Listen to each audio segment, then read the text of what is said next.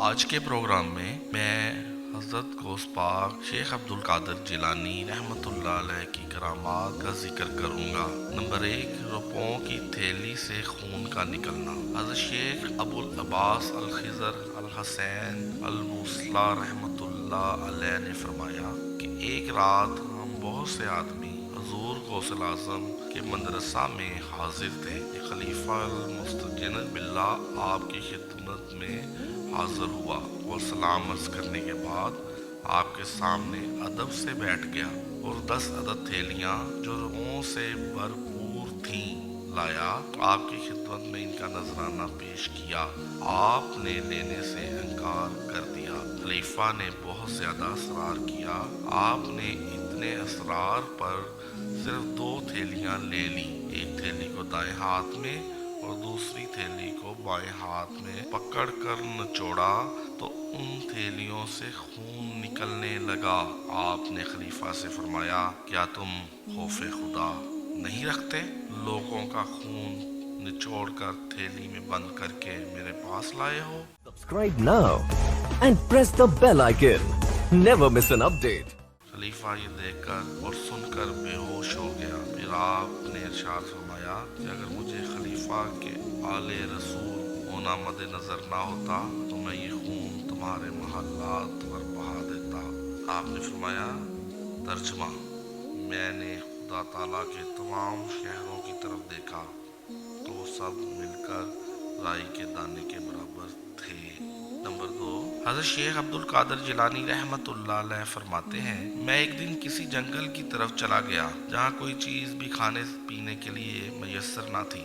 کئی دن وہاں رہنا پڑا۔ سخت پیاس کا سامنا ہوا۔ میرے سر پر بادل کا ایک ٹکڑا نمودار ہوا، اس سے کچھ پانی کے قطرات گرے جس کو میں نے پیا۔ اس کے بعد ایک نورانی صورت دکھائی دی جس سے آسمان کے کنارے تک روشن ہو گئے اور ندائی، اے عبد القادر، میں تیرا رب ہوں، میں نے تمام حرام چیزوں کو تمہارے لیے حلال کر دیا۔ میں نے فوراً اعوذ باللہ من الشیطان الرجیم کی تلاوت کی۔ روشنی بھی فوراً ختم ہو گئی اور وہ روشنی دھوئیں کی شکل اختیار کر گئی۔ پھر اسی طرح ایک اور ندا آئی کہ اے عبد القادر، تیرے علم نے تجھے بچا لیا۔ اس سے قبل اس طرح میں نے 70 اولیاء اللہ کو گمراہی کے گڑھے میں ڈال چکا ہوں۔ آپ نے فرمایا، الین، میرے علم نے نہیں بلکہ میرے رب کے فضل نے مجھے بچا لیا۔ ایک سانپ بارگاہ غوثیت میں ایک بزرگ جس کا نام شیخ احمد بن صالح الجیلی ہے نے بیان کیا کہ ایک دفعہ آپ مدرسہ میں حاضرین سے کچھ مسائل بیان فرما رہے تھے کہ ایک بہت بڑا سانپ چھت سے آپ کے اوپر آ گرا، جس کو دیکھ کر سب حاضرین بھاگ گئے مگر آپ اپنی جگہ سے نہ ہلے۔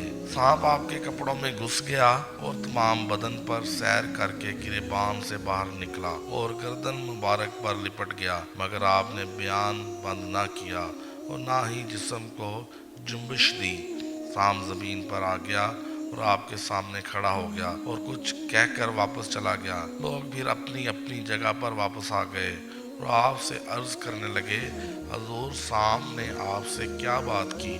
آپ نے فرمایا کہ اس نے کہا، میں نے بہت سے اولیاء اللہ کی آزمائش کی مگر آپ جیسا کسی کو نہیں دیکھا جیسا کہ آپ کو دیکھا۔ سانپ کا بارگاہ غوثیت میں توبہ کرنا۔ حضرت شیخ عبد القادر جیلانی رحمۃ اللہ علیہ نے فرمایا، ایک دفعہ میں جامعہ منصوری میں نماز پڑھ رہا تھا۔ نماز کی حالت میں وہی سانپ میرے سجدے کی جگہ پر اپنا منہ کھول کر کھڑا ہو گیا۔ سجدہ بھی اسے ہٹا کر کیا۔ سانپ میری گردن سے لپٹ گیا، پھر وہ میری ایک آستین سے داخل ہو کر دوسری آستین سے نکلا۔ جب سلام پھیر کر نماز سے فراغت ہوئی تو سانپ نظر سے اوجھل ہو گیا۔ دوسرے دن جب میں پھر اسی مسجد کے ایک طرف کشادہ جگہ میں تھا تو مجھے ایک شخص نظر پڑا جس کی آنکھیں بڑی بڑی تھیں۔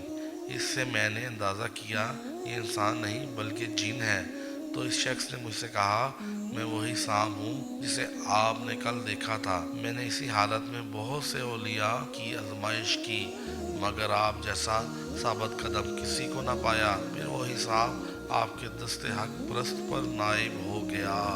آپ کی دعا سے عذاب میں تخفیف۔